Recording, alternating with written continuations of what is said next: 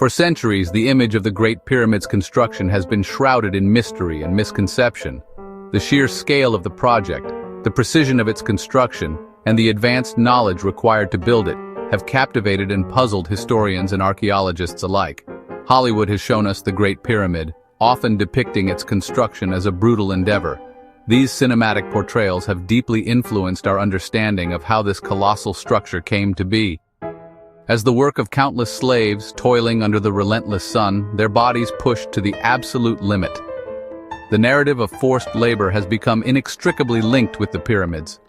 Whipped and suffering under the Egyptian sun, these imagined slaves represent a tragic chapter in the pyramid's story, a symbol of oppression and hardship. This image is etched in our collective consciousness. This image, rooted in old films and ancient tales, has been perpetuated through generations, shaping our perception of ancient Egypt. The drama and spectacle of these films have solidified the slave narrative in the public imagination, has shaped our view of Egypt's most iconic monument, casting a shadow of forced labor over its magnificent form. The pyramids stand as a testament to human ingenuity, but also, in our minds, to human suffering. But could a demoralized, starving workforce, subjected to constant abuse and lacking proper nourishment, really achieve such architectural perfection? The flawless alignment, the precise angles, the sheer mathematical brilliance required for such a feat? Aligning a structure to true north with incredible accuracy, fitting massive stones weighing tons with razor precision, creating a structure that has withstood the test of time? The slave narrative, popularized by Herodotus and amplified over time through various historical accounts and fictionalized retellings, is powerful but misleading, a simplification of a far more intricate and nuanced reality. It's time to question this long-held belief. Recent discoveries suggest a far more complex and fascinating reality, challenging the conventional wisdom and offering a new perspective on the pyramid builders. If not slaves, then who built the Great Pyramid? Who were these individuals who possessed the skills, the motivation, and the organization to undertake such an ambitious project? For years, the answer was buried beneath the sands of Giza, hidden beneath layers of history and misconception, waiting to be unearthed. But new evidence was about to rewrite history, challenging the established narrative and offering a fresh perspective on the construction of the pyramids, and reveal the true builders of this ancient wonder, shedding light on their lives, their skills, and their contributions to one of the most remarkable achievements in human history. Enter Dr. Zahi Hawass, a name synonymous with modern Egyptian archaeology. His passion for unearthing the secrets of the past is only matched by his dedication to preserving Egypt's rich heritage. Hawass's team embarked on a groundbreaking excavation, shifting the focus from the grand tombs of pharaohs to the lives of the ordinary people who built them. They began excavating not just tombs, but also the settlements and infrastructure that supported the pyramid construction. This was a radical departure from previous archaeological endeavors. Instead of solely focusing on the elite, Hawass sought to understand the daily lives of the workers, their living conditions, and their contributions to the monumental pyramids. His team meticulously explored the very ground where the pyramid builders lived, worked, and raised their families. Serendipity played a role in one of their most significant discoveries. In 1990, a tourist's horse stumbled upon a hidden wall, an event that would rewrite our understanding of the pyramid builders. This accidental find led to the discovery of a workers' cemetery, a sprawling burial ground that offered unprecedented insights into the lives and deaths of those who toiled on the Giza Plateau. These were not royal tombs, adorned with gold and precious artifacts. Instead, they were modest graves for commoners, simple and unadorned, reflecting the humble status of the individuals buried within. Yet these individuals were honored with burial near the pyramid, a testament to their importance and contribution to the pharaoh's grand vision. This proximity to the pyramids suggests a level of respect and recognition that challenges the traditional view of forced labor. The skeletons unearthed from the cemetery told a compelling story. They showed signs of hard labor, evidence of the physical demands of pyramid construction. But remarkably, they also showed signs of healing, indicating that these workers received medical care and attention. Fractures had been set, wounds had been treated. Proof these workers received medical care, challenging the notion of a disposable workforce. This was not a disposable slave force, toiling under the lash of a whip. Instead, the evidence pointed to a valued, skilled workforce, comprised of individuals who took pride in their work and were recognized for their contributions. Nearby, archaeologists uncovered a sprawling settlement, the residential area for the workers and their families.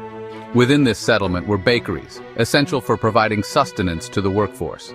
There were also barracks, providing housing for the workers, and workshops for thousands, where skilled artisans crafted the tools and materials needed for the construction of the pyramids.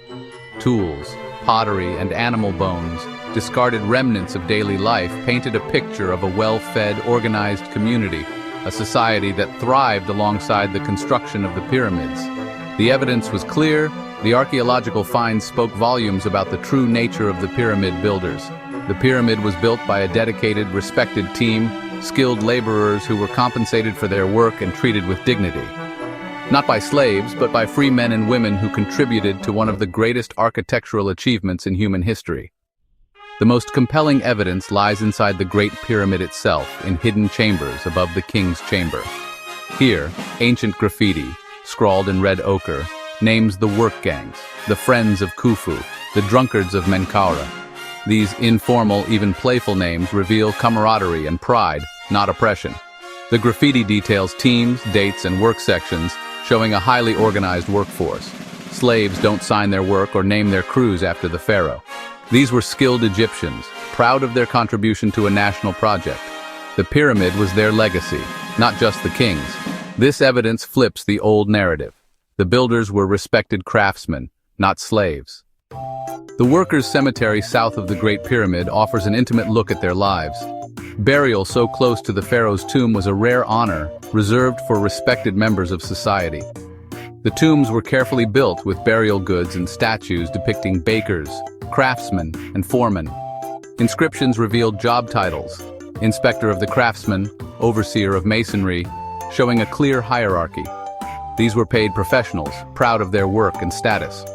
The cemetery included men, women, and children, suggesting entire families lived in the workers' village.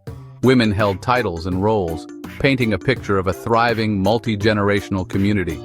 Giza was not a slave camp, but a bustling city of Egyptians dedicated to a monumental project. The Great Pyramid of Giza, a monument of unparalleled scale and precision, continues to inspire awe and wonder. For centuries, its construction has been shrouded in mystery, prompting countless theories and debates. So how did they really build the Great Pyramid?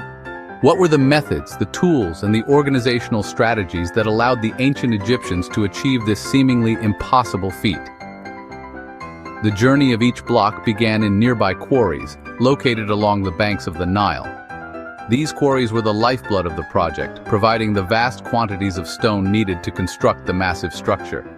It was here in these bustling quarries where skilled workers meticulously and skillfully cut limestone blocks from the earth. These weren't just any stones.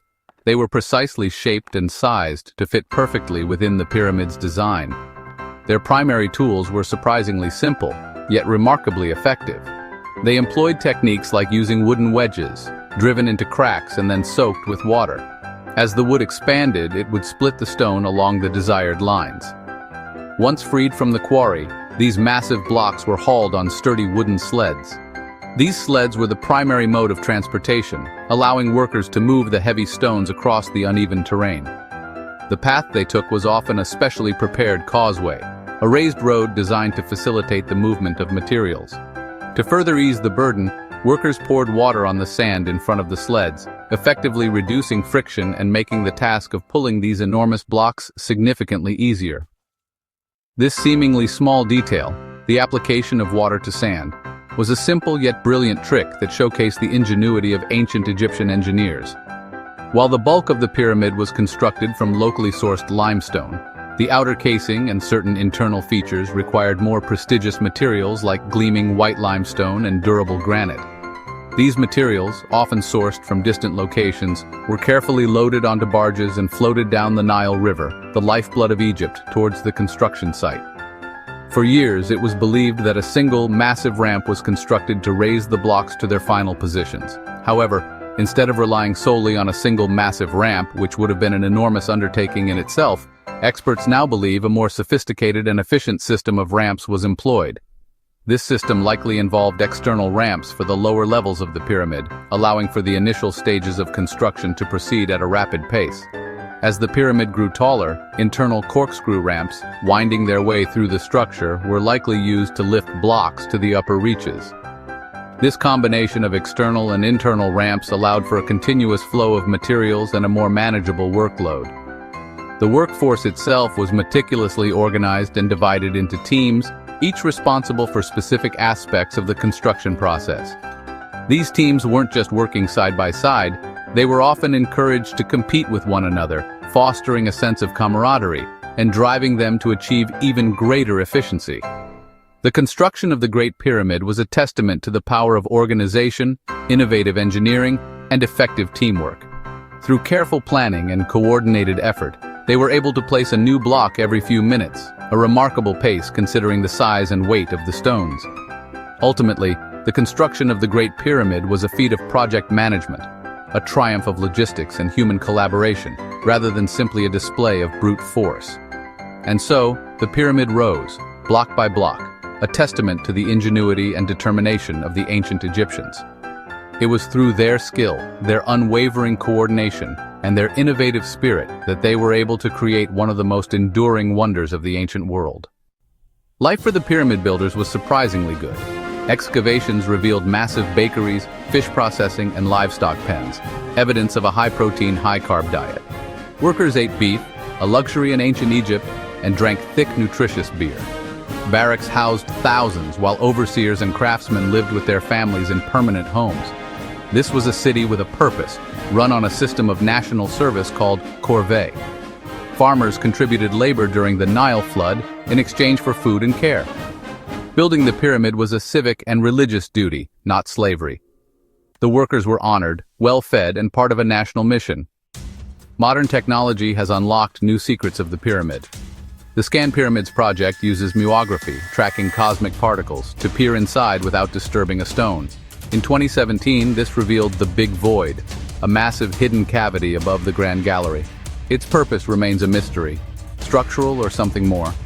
Infrared thermography and 3D modeling help search for hidden passages and test construction theories.